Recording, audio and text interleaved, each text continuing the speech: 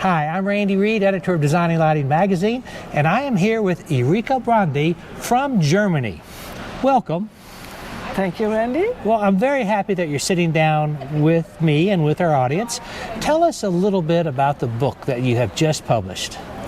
Yeah, you know, it's my fourth book, and the earlier books were always in a way to help lighting designers, young lighting designers, as well architects, to understand the process of lighting design. Because in those times there were only books for electrical engineers on one side, or the beautiful coffee table books. You looked once at them and then you put them on pretty pictures and that's it. Exactly. So there I really wanted to be very honest and very clear about the process of lighting design, about all the stakeholders and how it works. Were the first three books also on lighting design? Yes. Okay. One was about lighting design in general, the Light book. The second one was about lighting for cities, because in that time we also started to do a lot of master planning.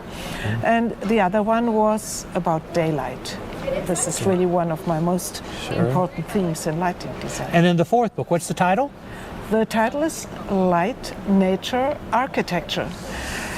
And this is different than the others because I wanted to tell what my beliefs are about light, how important it is for all our world, and what I learned during all these decades of being a lighting designer. Okay, and why don't you share some of the learnings that you have that you've published in the book?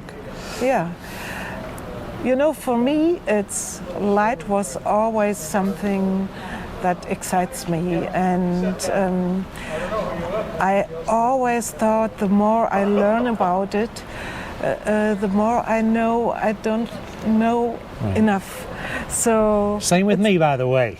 Yeah, I think light is really a fantastic theme, and it never ends. So a whole career still helps you to see it's a theme that is adorable and at the same time really important for our environment. And during the last times we learned, for example, how important it is for health. This is a big theme in lighting design. But as well, I think we learned that the resources of our planet are not endless. So what we also do is and I think that is important for our profession, to understand that we should work with a big respect. Right. And for this, sure, natural light is a wonderful teacher. To have this respect and then at the same time the enjoyment and in a way the luxury of living in light, with light, and then also to create light. So you talk a lot about nature. Do you get into daylighting in this book as well, and combining electric light with daylighting? And are you giving best practices for how to do that? Yes, it's more or less I start to show this entire huge treasure box of what light has to do with. And sure, daylight is the natural light source that teaches us, and it's one source, but it's one of the chapters in my book. You know, as well I speak about health, which again has to do with natural light, with the rhythm we have, and then it leads us to darkness as well as to dynamics. So I try to divide the book into 10 chapters, but they all belong to each other. So if you talk about daylight and natural light, in a way you also can talk about evolution. For example, how humans depend on the rhythm of day and night, depend on this change of light in a very profound way. And then it brings us to health as well as to dynamics, which is, again, an important theme. When electrical light was invented, the first decades, it was only static light, very far away from the daylight, which appears in so different ways, or far away from fire, which throws beautiful shadows. So there's also talking about the shadows. There's also atmosphere and magic, which is one chapter in my book. And I think I opened kind of a bunch of flowers, and the idea of the book is to talk about it and to find colleagues and friends to talk more about it and to open it more. But how do the flowers interact? I'm not following that part. To me, it's a bunch of flowers, or I also say it's like a garden, you know, you water the different flowers, and that is, for example, health in terms of light, or nature in terms of light, or as well darkness. I would like to protect darkness in my profession, even if people expect me to do a lot of light at night. But you, being a professional, understand the value of darkness. Yeah. It's as a child or as a teenager, I wanted to be an astronomer, and I looked at the stars and the moon, and when I compare it to the times now, when I look in the sky, I really see that there is, within one lifetime, there is a big difference. We only see 200 stars in big cities, which is a pity. Okay, you mentioned health. How about circadian entrainment? Is that important, and do you touch on that in the book?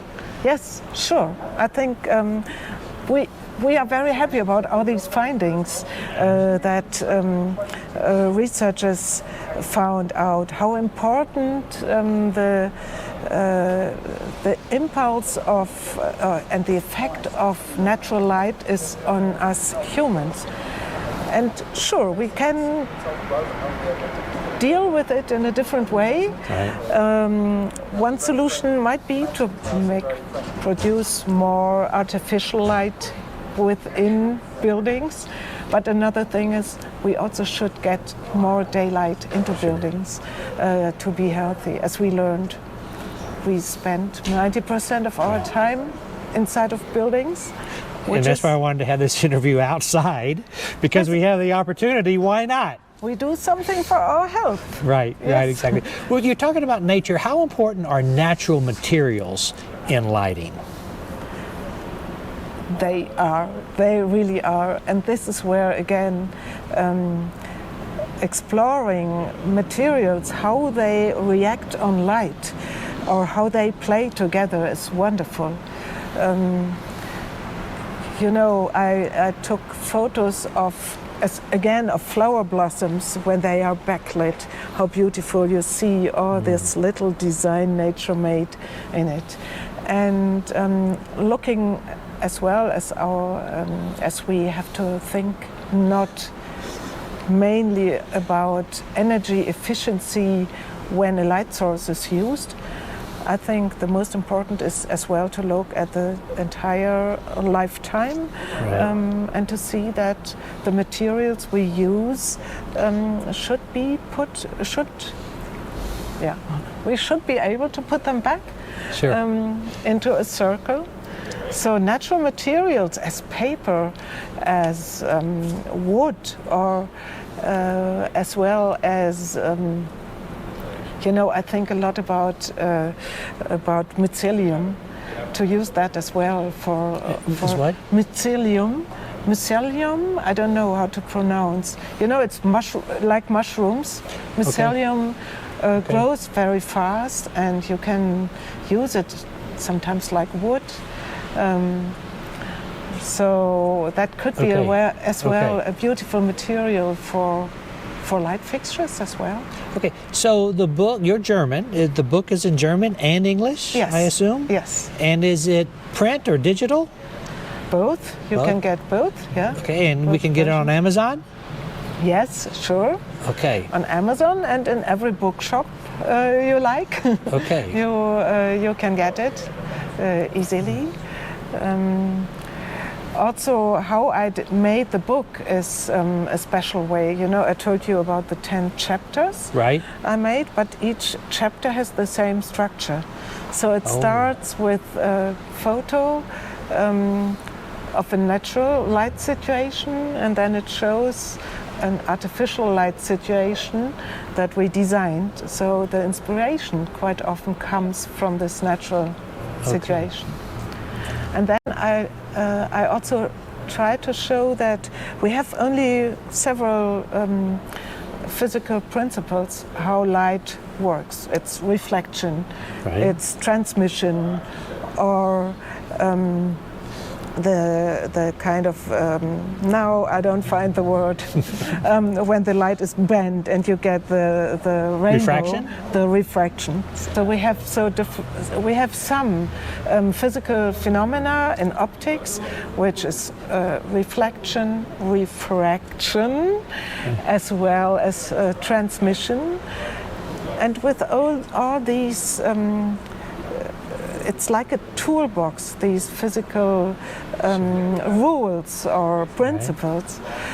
With all that, we do this big amount of different atmospheres and lighting sceneries.